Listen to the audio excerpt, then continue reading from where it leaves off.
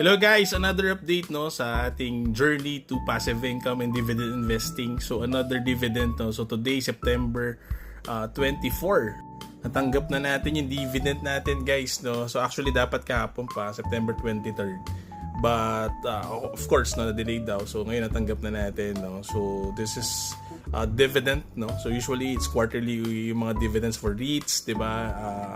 Some companies declare naman semi-annual or twice a year no. So again it depends no. So make sure to check updates kung saan ka nag-i-invest kung kailan sila nagde-declare ng mga dividends, kailan yung mga ex-date nila.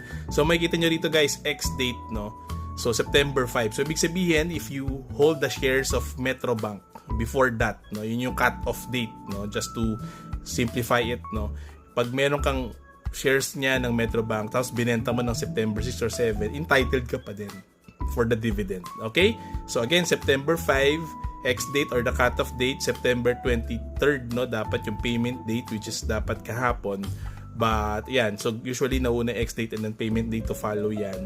And then, for me, no, I have 4,800 shares and the declaration is cash dividend 1.5 pesos per share, no? So, of course, gross amount is 7,200 less 10% dividend tax, no? So, yan, pag tinataksan tayo di ba?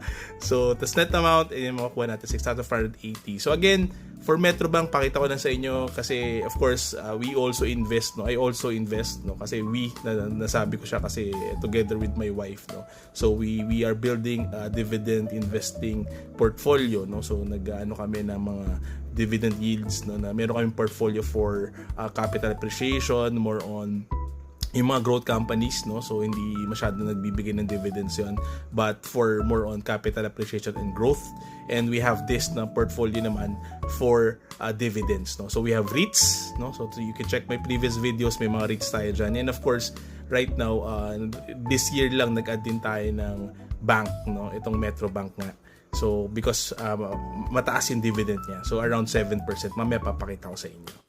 So ito guys no, from MarketWatch no, itong data na to. So makikita niyo dito yung yield niya no, PE ratio niya 6.24. Tapos yung yan, check natin. Yan, yung yield niya 7.3. So mataas siya. So alam naman natin for other yung mga yield, yung mga REITs no. So 4 to 5 to 6% minsan. Iba mas mataas pero risky kasi. So that's why yung mga ibang REITs ko doon ako sa mga stable like A-REIT, 'di ba? C-REIT no. So RCR, so usually it's 4 to 5 to 6% yan. So depende yan, but again, that's why we're adding high yield din no, na good. One of the top banks no we have is Metrobank, 7.3 dividend.